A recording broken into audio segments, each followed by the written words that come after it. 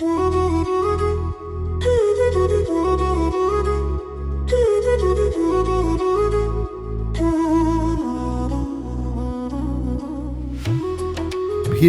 আর পর্যটকের কোলাহল থেকে অনেক দূরে, যেখানে প্রকৃতি এখনো তার আদিম রূপ ধরে রেখেছে, আমরা এখন সেই মেহেন্দ্রি ঘুমারে জলপ্রপাতের সামনে। এখানে পৌঁছানোর মানেই এক অন্য জগতে পা রাখা। চারিদিক পিনপতন নিস্তব্ধতা, যা কেবল ভেঙে যায় দূরে আসা জলপ্রপাতের গভীর গর্জনে। এখানে মানুষ নেই কোনো কৃত্রিম আয়োজন, আছে শুধু আপনি আর এই বিশাল অরণ্যের একাকিত্ব। এই গভীর নিঃশ্বাস নিলে আপনি অনুভব করবেন এই মাটির সোদা গন্ধ আর বুনো ফুলের সুবাস।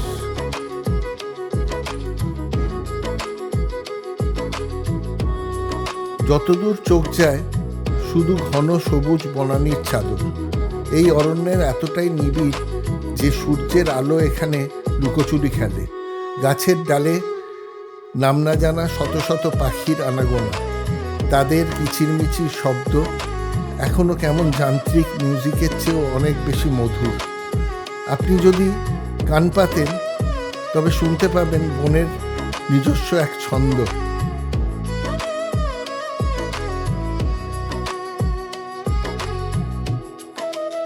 এখানে প্রতিটি পাতা নাড়ার শব্দ, বাতাসের হাহাকার আর পাখির ডাক মিলে তৈরি করে এক অপার্থিব সিম্ফনি। মেহেন্দ্রি ঘুমার যেন প্রকৃতির এক নিজস্ব থিয়েটার, যেখানে দর্শক বলতে কেবল আকাশ আর পাহাড়। হঠাৎ করেই পাহাড়ের খাঁজে থেকে সামান্য ফুট উঠে সেই কাঙ্ক্ষিত দৃশ্য। প্রায় 70-80 ফুট ওপর থেকে আছড়ে পড়ছে জলধারা, কিন্তু এই জলপ্রপাতের ভঙ্গি আলাদা। এটি তিরাতগড়ের মতো শান্ত নয়, বরং এর মধ্যে বন্য তেজ আছে। পাহাড়ের খাড়া ঢাল বেয়ে যখন জল নিচে আছড়ে পড়ে, তখন তৈরি হয় সাদা ধোঁয়ার মতো এক কুয়াশা।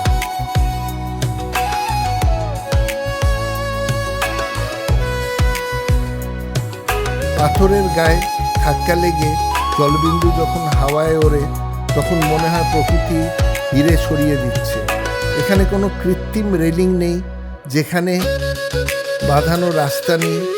যা আছে তা হলো খাঁটি এবং অকৃত্রিম সৌন্দর্য। মেহেন্দ্রি ঘুমারে দাঁড়িয়ে থাকলে মনে হয় সময় থমকে আছে। এখানে নির্জনতা আপনাকে ভয় দেখানো যায় না, বরং এক পরম শান্তি দেয়। আধুনিক পৃথিবীর যান্ত্রিকতা থেকে মুক্তি পেতে এই জলপ্রপাত হলো এক শ্রেষ্ঠ আশ্রয়। যখন আপনি এখান থেকে ফিরে যাবেন, আপনার সাথে ফিরবে এই অরণ্যের ঘ্রাণ, আর তার কানে কানে লেগে থাকবে জলপ্রপাতের সেই অমোঘ গর্জন। এটি কেবল একটি ভ্রমণের জায়গা নয়, এটি নিজের আত্মার সাথে কথা বলার এক নির্জন কোণ। মেহেন্দ্রি ঘুমার যা সুন্দর, যা শান্ত এবং যা চিরদিন অমলিন।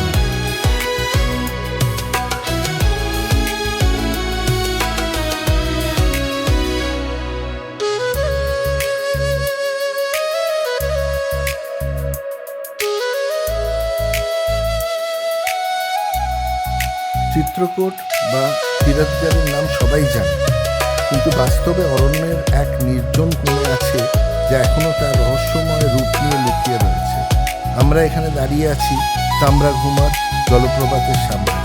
পাহাড়ের ওপর থেকে আপনি নিচের গভীর খাদের দিকে তাকাবেন, আপনার বুক মুহূর্তের জন্য কেঁপে উঠবে। সামনে দিগন্তজোড়া পাহাড়ের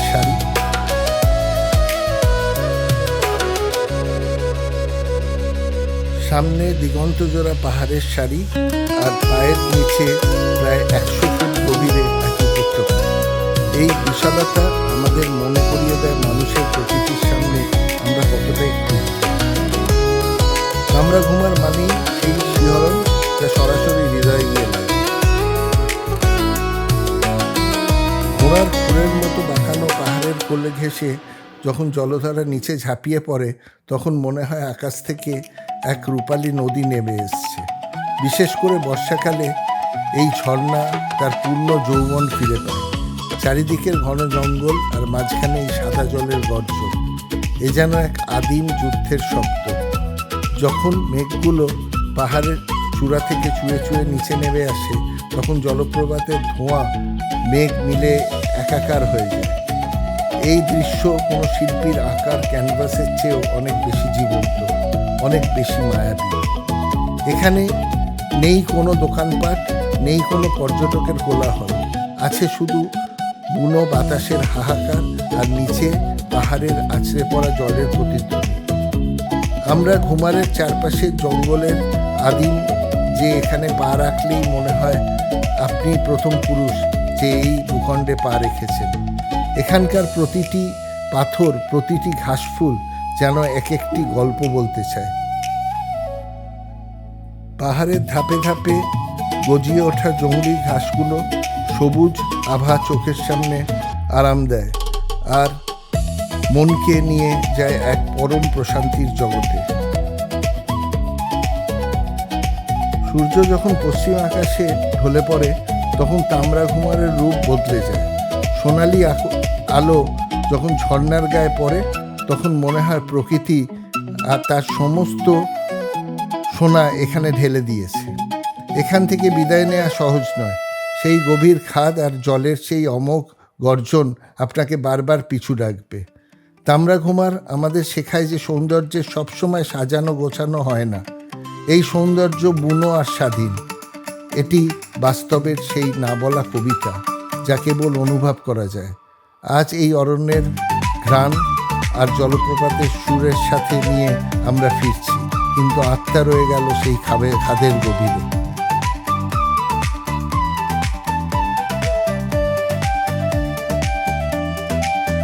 বাস্তারের এই লাল মাটির প্রতিটি ধূলিকণা যেন এক একটি গল্পের ঝুলি। দান্তেশ্বরী মন্দিরের সেই পবিত্র কষ্টি পাথরের বিগ্রহ থেকে শুরু করে তিরাতগড়, মেহেন্দ্র ঘুমার, তামরা ঘুমারের এই উত্তাল জলরাশি সব মিলেমিশে একাকার হয়ে যায় এক অপার্থিব অভিজ্ঞতা। এখানে প্রকৃতি শুধু দৃশ্য নয়, এখানে প্রকৃতি এক জীবন্ত সত্তা। পাহাড়ের খোঁজে আটকে থাকা কুয়াশা আর আদিম অরণ্যের সেই নিস্তব্ধতা আমাদের মনে করিয়ে দেয় যান্ত্রিক জীবনের বাইরেও এক বিশাল জগৎ আছে, যেখানে শান্তি আজও অমলিন। এই জলপ্রপাতগুলি গর্জন আসলে প্রকৃতির এক আহ্বান, যা আমাদের বারবার নিজেদের শেকড়ের কাছে ফিরিয়ে নিয়ে আসে। স্মৃতিগুলো ক্যামেরার লেন্সে বন্দী হলেও এই অরণ্যের ঘ্রাণ আর ঝর্ণার শীতলতা আজীবনের জন্য রয়ে গেল হৃদয়। আমরা ফিরে যাচ্ছি কোলাহলপূর্ণ শহরে, কিন্তু আমাদের মনের একটি অংশ রয়ে গেল এই গভীর উপত্যকায়, এই শান্ত নদীর পাড়ে আর যা মা দান্তেশ্বরীর চরণে।